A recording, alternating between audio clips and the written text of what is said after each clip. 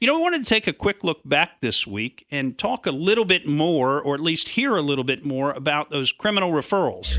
You remember last week we told you that Devin Nunes on Sunday Morning Futures with Maria Bartiromo had announced that he was going to be making 8 criminal referrals to the new Attorney General, William Barr, last week. So we understand that those referrals were made last week, and there were 8 of them. And remember, 5 of them were specific and 3 were more general.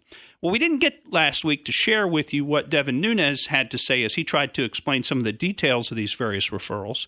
So we wanted to see if we could squeeze that in this week as our quick look back segment.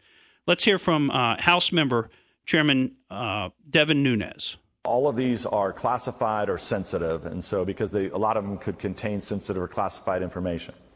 5 of them are what I would call straight-up referrals, so just referrals that name someone and name the specific crimes.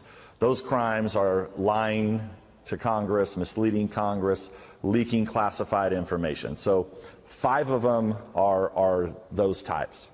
There are 3 that I think are more complicated. So you mentioned conspiracy. So the question on conspiracy is what, there's the conspiracy statute, and then what do they need to look at under that statute? So on the first one is FISA abuse and other matters. We believe there was a conspiracy to lie to the FISA court, mislead the FISA court by numerous individuals that all need to be investigated and looked at, and we believe the statute is the conspiracy statute.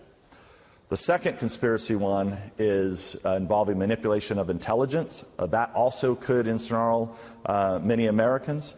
And so that's kind of the second one. As you know, we've had a lot of concerns with the way intelligence was used.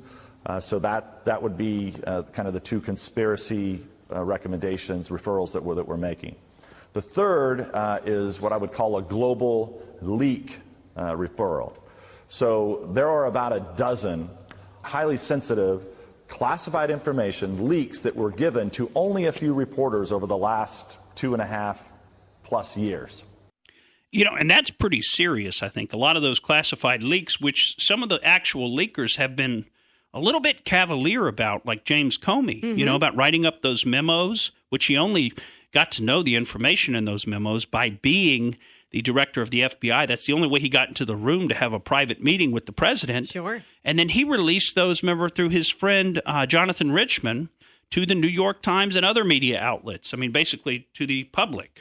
And there are real issues with that. And he's never come up with what I've heard to be a coherent explanation for why he thinks he was allowed to leak that classified information.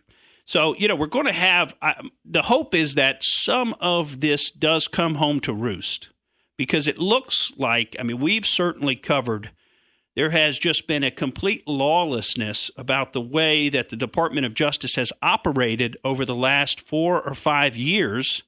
And it's been a political lawlessness. So they've been operating on behalf of a political party, the Democrat Party, against the Republicans. Now, you can even find some people who would argue that they've operated on behalf of the Republicans with some of what they did with the Hillary Clinton stuff.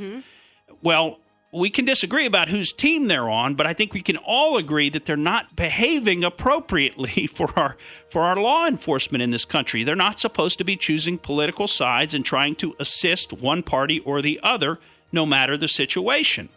I think we can also, from what Congressman Nunes told us, and he's a former chairman. I mentioned he's chairman, but he's former chairman. I think we can guess at a couple of the names of the people who've been referred and some of the people who are going to be swept up in this. And it's things like James Comey, because he was a big leaker. How about Andrew McCabe, who was a big leaker and then lied about it? How about Peter Strzok for all of the political machinations that he was involved in? And I'm sure there's many more. We got a lot to cover when we come back. Thank you for listening to the Morgan Streetman Show. We hope you enjoyed what you heard, and if you did, please click like and subscribe to help us out. And remember that we recommend that you exercise your brain at least once a week.